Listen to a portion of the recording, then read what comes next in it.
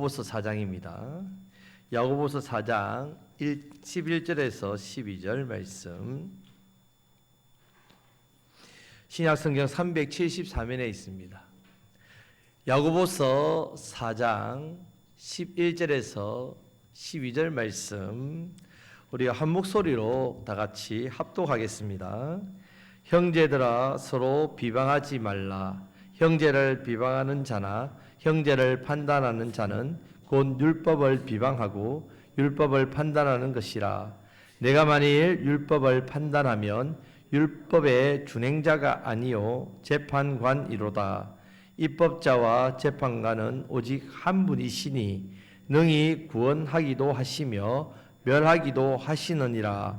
너는 누구이기에 이웃을 판단하느냐. 아멘.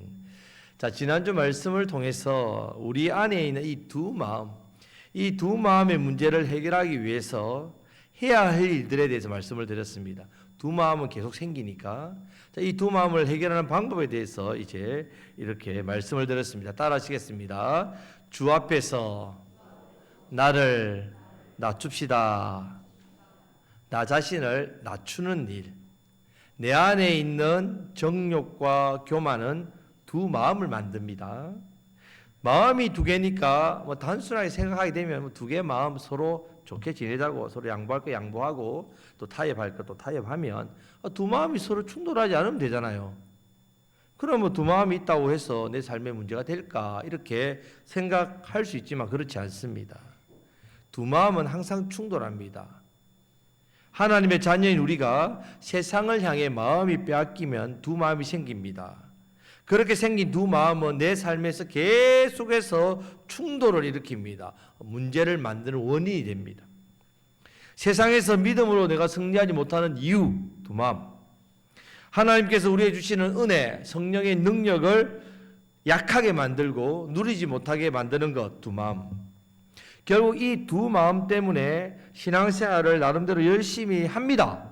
열심히 하는데도 불구하고 삶 속에서는 아무런 능력도 변화도 은혜도 나타나지 않는 무늬만 신앙인이 됩니다. 자, 우리도 먼저 이 두 마음의 문제부터 해결해야 됩니다. 자, 두 마음을 치료하는 약에 대해서 지난주 말씀을 드렸죠. 앞에서도 말씀드렸지. 오직 나 자신을 어떻게 해요? 낮추는 일. 나 자신을 낮추면 치료되고 회복되고 고쳐지게 됩니다. 낮춘다는 말이 단순히 네 이렇게 엎드려서 있는 걸 말하는 게 아닙니다.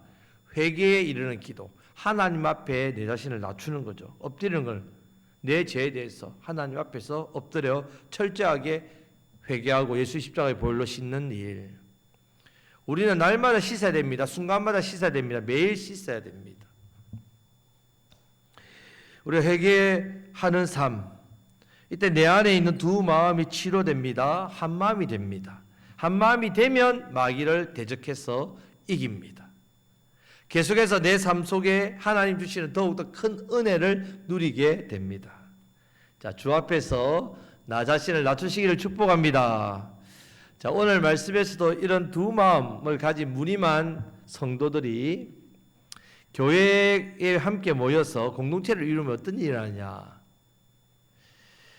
이 문제에 대해서 대표적인 문제를 오늘 말씀하고 있습니다. 당연히 문제가 생기겠죠. 두 마음을 가진 성도가 모여 있으면. 자, 이런 문제들이 교회가 세상을 향해서 아무런 소망도 아무런 희망도 아무런 생명력도 선한 영향력도 나타나지 못하게 만듭니다. 우리는 이 문제에 대해서 단순하게 개인의 문제, 그 사람의 한 사람의 문제다. 교회에 들어왔는데 두 마음을 가진 사람이 좀 삶이 막 충돌하고 문제를 일으키고 능력이 없고 그런 사람 있을 수 있지. 이 정도로 생각하면 안 됩니다. 그렇다고 해서 이 문제가 대단한 문제인가? 이 사람이 교회에 와서 막 교회를 디비는가? 교회 성도들을 완전히 사람들을 완전히 막 넘어뜨리는가? 그것도 아닙니다. 이 문제는 뭐냐? 두 마음을 가진 성도가 왔을 때에 서로 그 안에 있는 공동체 안에서 어떤 일이 일어나냐? 쉽게 나타나는 일, 세상에서도. 무슨 일이냐? 서로 비방합니다. 비방. 우리로 말하면 뒷이야기한다. 뒤에서 막 이야기하는. 다투고 싸운단 말이에요. 서로 다툽니다. 싸웁니다. 그것도 큰 일도 아니에요. 작은 일로 싸웁니다. 어떻게 보면 그 일은 지극히 개인적인 문제 같이 보입니다. 이런 문제들은 뭐 우리 가정에서도 서로 비방하고 다투고 싸우죠. 가정에서도 사회에서도 사람이 사는 곳이라면 얼마든지 일어나고 누구나 다 해본 일이죠. 안 해본 사람 있습니까? 우리나라 사람들은 3명 이상 모이면 뭐 한다고요? 다른 사람을 죄송합니다. 이런 표현을 써서 씹어 돌립니다. 다른 사람을 비방한단 말입니다. 같이 있을 때 화장실 가면 됩니까? 안 됩니까? 가면 안 돼요. 화장실. 절대로 가면 안 됩니다. 갔다 오고 나면 이상합니다. 분위기. 자, 이런 어떤 일이 있단 말이에요. 자, 누구나 다 서로 비방하고 다투고 싸우는 건 누구나 다 한 번씩 다 해봤단 말입니다. 아니요, 한 번이 아니죠. 여러 번. 혹시 오늘 예배 드리러 오기 전에 다투고 싸우신 분 손 드세요. 아, 예. 아, 진짜 들으시죠. 솔직하게 자수하라고 이야기를 했더니 바로 손 드셔가지고. 너무나 쉽게 일어나는 일입니다. 자, 이 일에 대해서 우리가 쉽게 생각할 수 있습니다. 뭐 서로 의견이 다르다 보면 충돌이 일어나지 않습니까? 생각이 다르다 보면 뭐 그러다 보면 말이 갈등이 나오지요. 좀 갈등이 심화되면 어떻게 됩니까? 언성이 높아지고 언성이 높아지도 안 되면 서로 비방하고 다투고 싸운단 말입니다. 그럴 수 있지 않습니까? 그런데 오늘 말씀에서는 그런 정도가 아니란 말입니다. 그런 정도가. 이런 문제가 뭐 서로 좋은 게 좋다고 서로 뭐 양보하면 이 문제가 해결될 것 같다. 그렇지 않습니다. 서로 조금 타협하고 서로 양보하고 대화를 좀 잘하면 될 줄 알았는데 오히려 불 나는데 기름 붓듯이 더 걷잡을 수 없는 지경에 이르고 맙니다. 사람들과의 관계에서 흔히 뭐 생기는 일인데 이번 주에도 이런 문제가 많았는데 그런 식으로 쉽게 대하면 안 됩니다. 뭐 세상에 살다 보면 그렇지. 성도는 아니란 말입니다. 세상은 서로 다투고 비방할 수 있는데 성도는 어떤 문제에서 출발했다고 이 문제가? 두 마음의 문제에서 출발했다는 사실을 기억해야 됩니다. 이 문제의 원인이 어디서부터 비롯되었는지를 알아야 됩니다. 두 마음입니다. 두 마음. 그럼 이 두 마음 문제를 어떻게 해결해야 된다고요? 겉으로는 비방하고 의견이 달라서 서로 다투고 싸우는 모습 나타나지만 사실은 속의 근본 뿌리는 두 마음.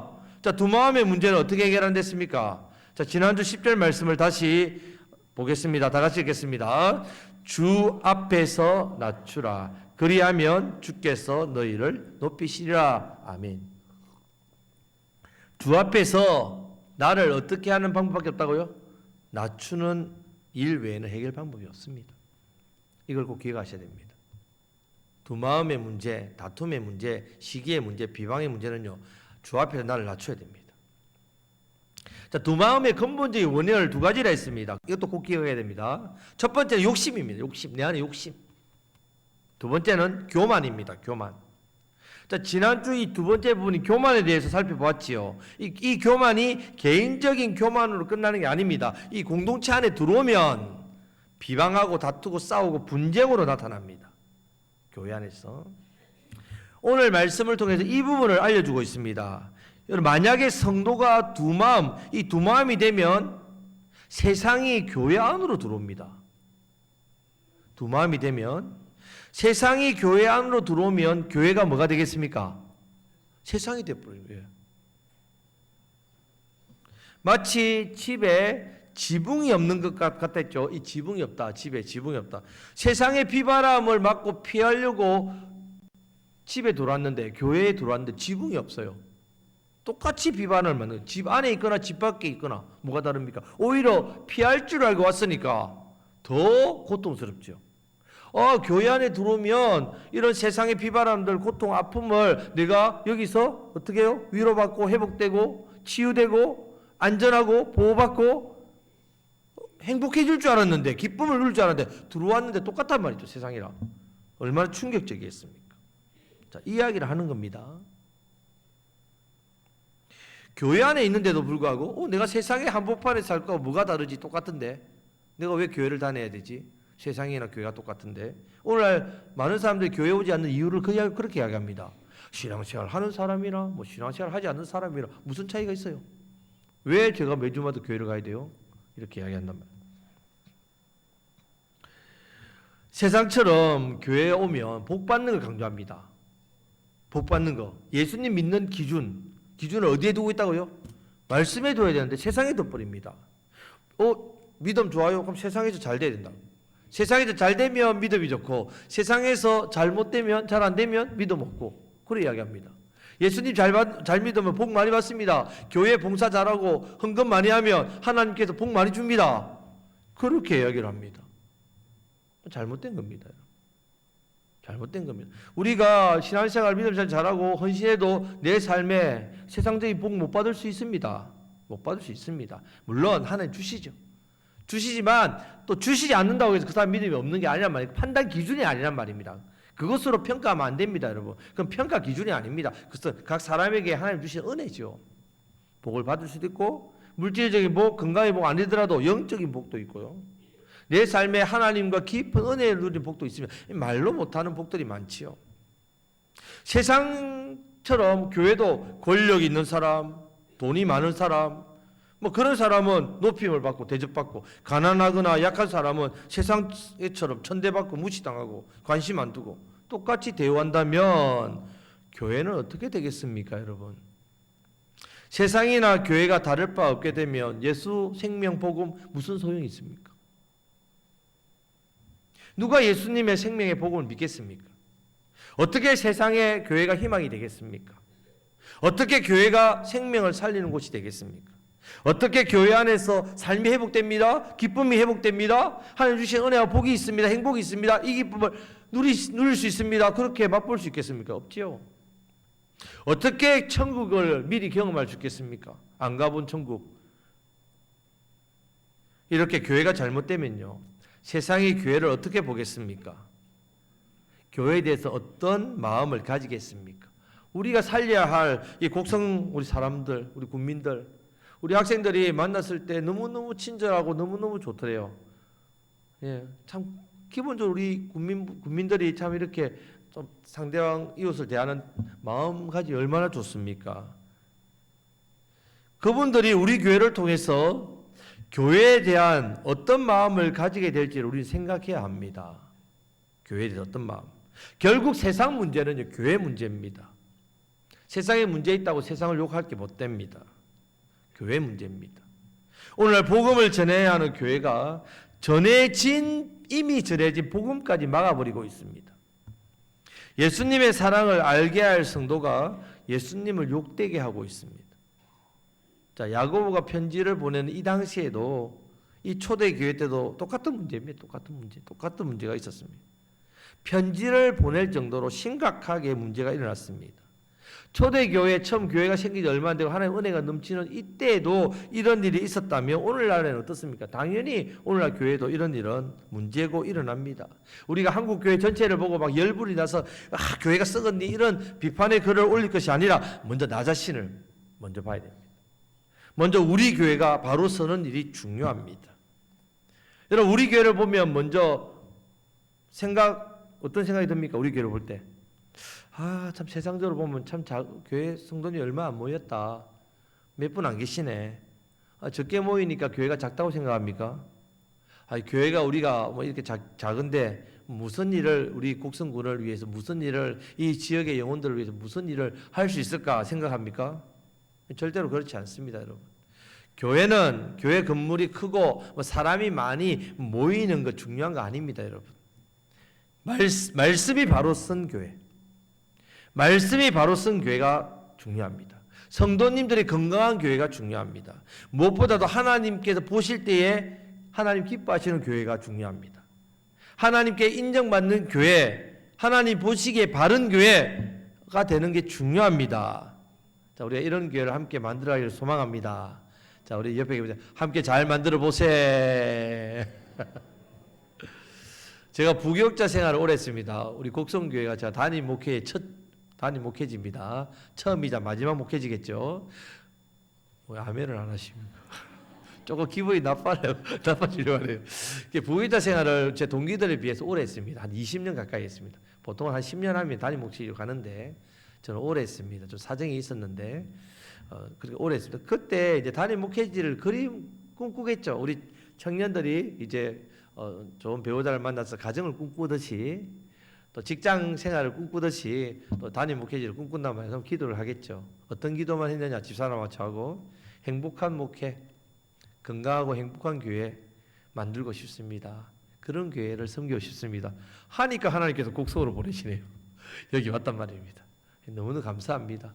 여기 와서 정말 감사하고 행복한 목회를 하고 사람들 만나도 얼굴을 보고 목사님 얼굴을 보면 이전에 있을 때보다 훨씬 더 좋아지셨네요. 이렇게 이야기합니다. 그 말이 뭐겠습니까? 행복하시네요. 이 말이죠. 너무 감사합니다.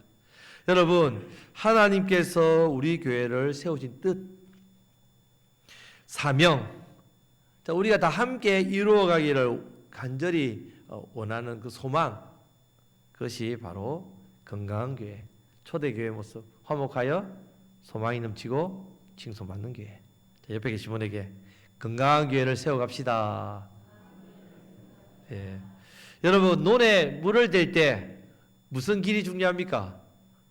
물길, 물길 참 중요하죠. 물길 있죠. 옛날에 물 대는 것 때문에 위에서부터 밑으로 쭉 내려오는데 제일 밑에는 물이 안 와가지고 서로 물 때문에 싸우고 막 그 논바닥에 앉아가지고 물 못 빼게 막 이런 적이 있지 않습니까? 예, 제가 모릅니다. 사실은 권만태 집사님한테 들었습니다. 다 들었단 말이에요. 자, 교회 안에도 이런 물길이 있단 말이에요. 들어오는 물길. 세상에 물이 들어오면 되겠습니까? 안 되겠습니까? 안 됩니다.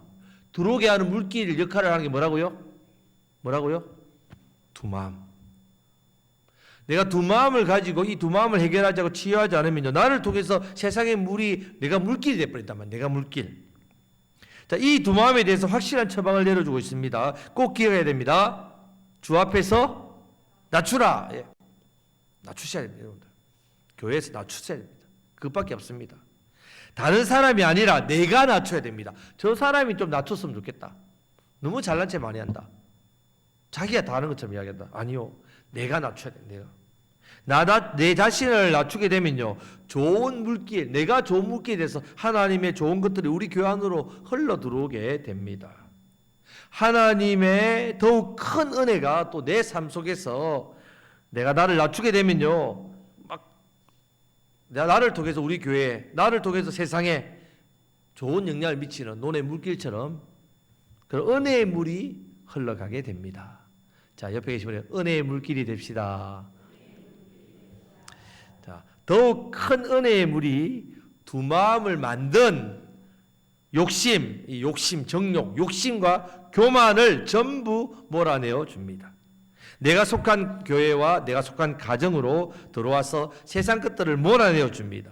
내가 속한 교회와 내가 속한 가정과 세상에서 내가 뭐 개혁하겠다, 내가 뭐 큰 소리 치면서 변화시키겠다, 깃발을 세울 필요가 없어요. 우리 자신이 그렇게 한다고 해서 세상의 분쟁과 시기가 사라지는 게 아닙니다. 내가 주 앞에서 나를 낮추면 내가 서 있는 그 자리를 하나님께서 어떻게 해요?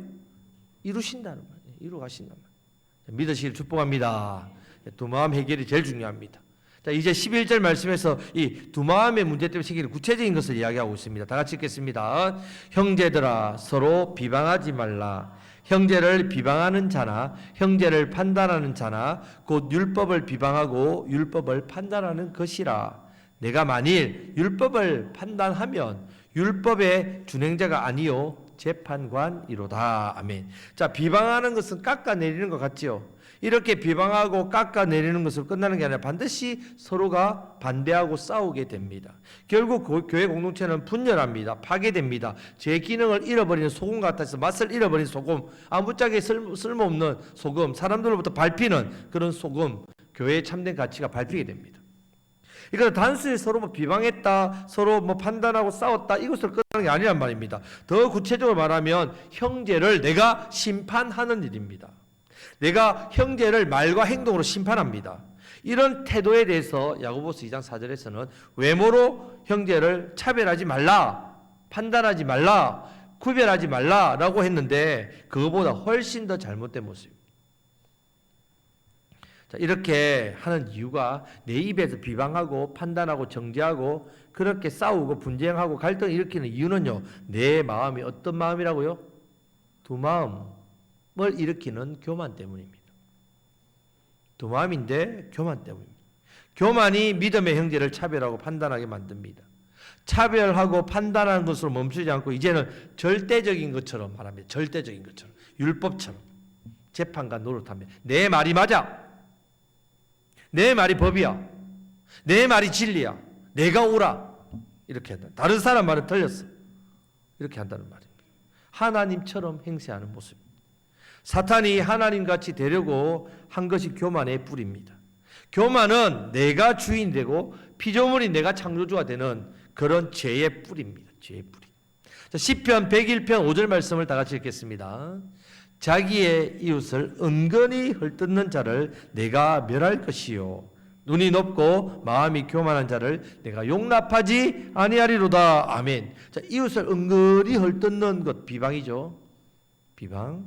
자, 헐뜯는 것과 비방하는 것과 교만한 자를 지금 연결하고 있습니다. 교만한 자 연결. 똑같다는 말입니다. 교만이 두 마음을 만들고 두 마음이 되면 형제를 비방합니다. 헐뜯습니다. 싸우게 됩니다. 어떻게 해야 되겠습니까? 두 마음을 해결하려면, 비방하지 않으려면 주 앞에서 나 자신을 낮춰야 합니다.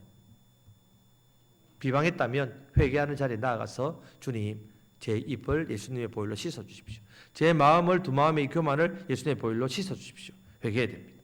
만약에 회개하지 않고 하나님을 가까이 하지 않게 되면 어떻게 되느냐?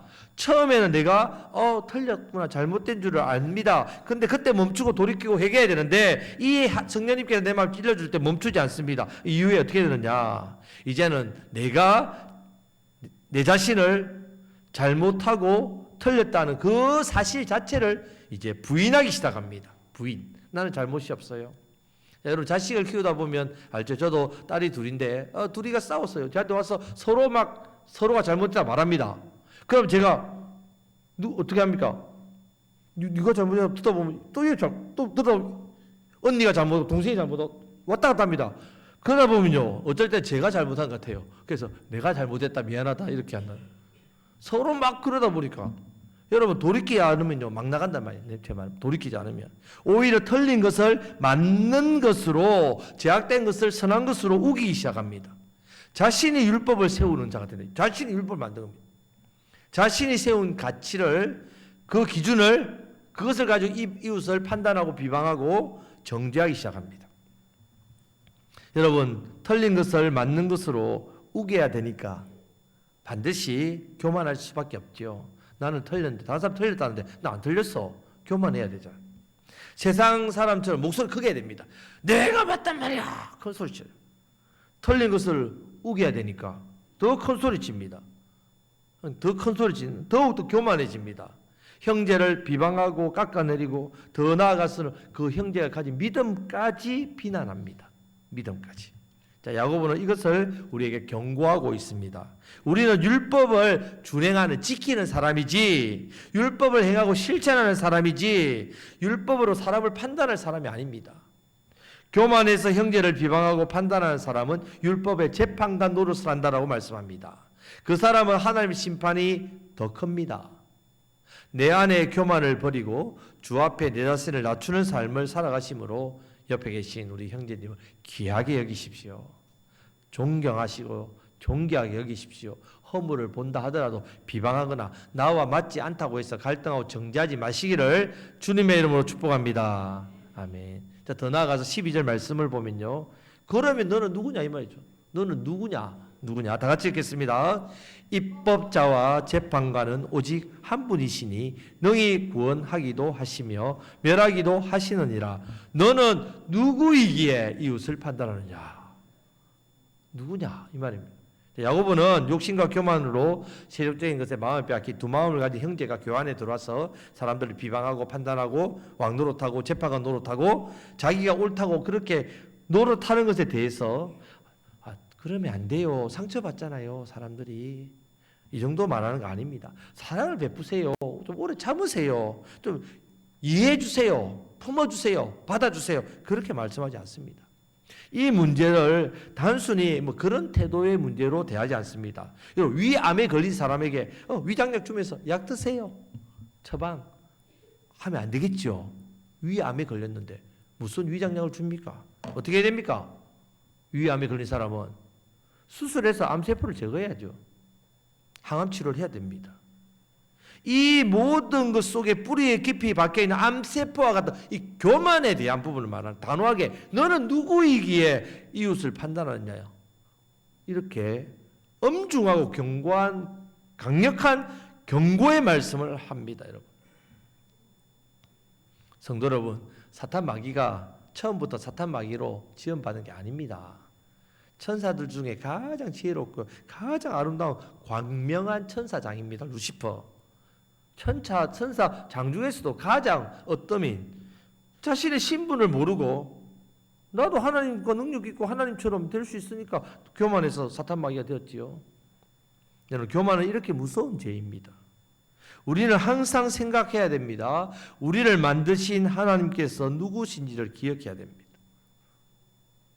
법의 기준을 세우고 판단하고 재판하시는 분은 누구시라고요? 오직 하나님 한 분뿐이심을 믿고 깨달아야 됩니다. 모든 죄에서 구원하시기도 하시고 멸하시기도 하신 분이, 그분은 오직 하나님 한 분뿐이십니다. 우리는 그 하나님을 섬기는 백성입니다. 하나님의 똑같은 자녀입니다. 하지만 죄인입니다. 죄인이지만 용서받은 의인이죠. 용서받은 의인인데 용서를 받았단 말이에요. 자, 무엇보다도 우리는 하나님이 아닙니다. 여러분, 하나님 아닙니다. 여러분, 하나님처럼 내가 형제를 판단하고 재판하면 안 됩니다. 안 됩니다. 우리가 구원받게 된 것도 뭐 이 세상의 부와 명예와 재물을 내 능력으로 받은 거 아니지 않습니까? 오직 하나님의 은혜로 받았습니다. 우리는 진리의 말씀으로 태어난 사람입니다. 우리 안에 하나님의 말씀이 심겨 있고 그 말씀이 자라고 있습니다. 우리 안에 말씀이 있어야만 정욕과 욕심, 교만이 자리 잡고 뿌리 내리지 못하게 합니다. 주 앞에서 나 자신을 낮추는 삶을 살아가시기를 축복합니다. 내 안에 욕심과 교만이 있을 때마다 회개의 기도의 자리까지 나가야 됩니다. 예수님의 보혈로 씻어야 됩니다. 내 자신을 하나님 앞에 낮춰야 된단 말이에요. 나를 낮추는 것은 십자가의 보혈로 씻는 일입니다. 보혈 앞에 나아가서 내 욕심과 교만을 십자가에 못 박아야 됩니다. 회개하는 기도의 자리까지 나아가야 됩니다. 그때 두 마음이 한 마음으로 치료됩니다. 더욱더 하나님의 큰 은혜를 누리게 됩니다. 욕심과 교만 때문에 생긴 이 두 마음은 교회 안에서 서로 간의 관계에서 비방합니다. 깎아내립니다. 판단합니다. 정죄합니다. 자, 그런 모습들, 이런 일은 심판하는 지옥불과 같은 말들을 했습니다. 형제들 그런 가슴에 지옥불을 던지는 일을 했습니다. 그런 행동들을 관계 속에서 파괴한다면 파괴. 교만은 무서운 죄의 뿌리입니다. 무서운 죄의 뿌리. 자, 이제 진단을 마쳤습니다. 자, 병명도 확인되었습니다. 처방도 여러분들에게 주었습니다. 자, 두 마음은 우리의 가장 큰 적입니다. 두 마음은 생깁니다. 왜 생깁니까? 이유. 왜 병에 걸립니까? 두 가지죠. 욕심과 교만. 두 마음 생기면 어떻게 됩니까? 진단받고 두 마음이네. 어떻게 됩니까? 주 앞에서 나를 낮추는 약을 먹어야 된다. 자, 그 약은, 주 앞에 나를 낮추는 것은 십자가 보혈로 내 죄를 씻고 회개하는, 그리고 내 모습 주님 앞에, 주님 저의 욕심과 교만 생기지 않도록 십자가에 못 박는 일, 나를 낮추는 일 해야 됩니다. 오늘 말씀처럼 너는 누구냐 이 무릎에 또한 대답할 줄 알아야 됩니다. 너는 누구냐? 예, 저는 하나님 죄인인데 하나님 그 십자가에 놀라운 은혜 사랑 용서받은 의인입니다. 저를 하나님 자녀로 삼아주신 그 은혜 감사합니다. 자, 이 은혜 나는 누구냐? 이걸 생각하면 하나님 앞에 늘 나를 낮춥니다. 새 속에 물들지 않습니다.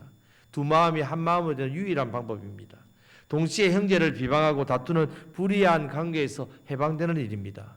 늘 하나님 앞에서 나 자신을 낮추시고 내가 누구인가? 너는 누구냐? 거울 보시면서 너는 누구냐? 내 자신의 영혼에게 너는 누구냐? 말씀을 통해서 자신을 살피심으로 겸손히 하나님을 잘 섬기시고 우리 교회와 우리 성도님들 또 우리 지역의 영혼들을 잘 섬기시기를 축복합니다. 형제와 이웃을 비방하고 있습니까? 판단하고 있습니까? 욕하고 있습니까? 그 말들을 끊으시기를 축복합니다. 그 말을 끊어야 됩니다. 속상하지요. 예, 맞아요. 속상하지만 그렇게 우리는 이웃을 비방하고 판단할 재판관 아닙니다.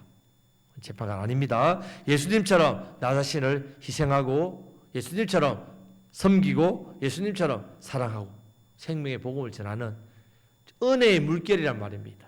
이 은혜의 물결로 많은 영혼을 살리시는 저와 여러분들이 되시기를 주님의 이름으로 축복합니다. 아멘. 기도하겠습니다. 하나님 아버지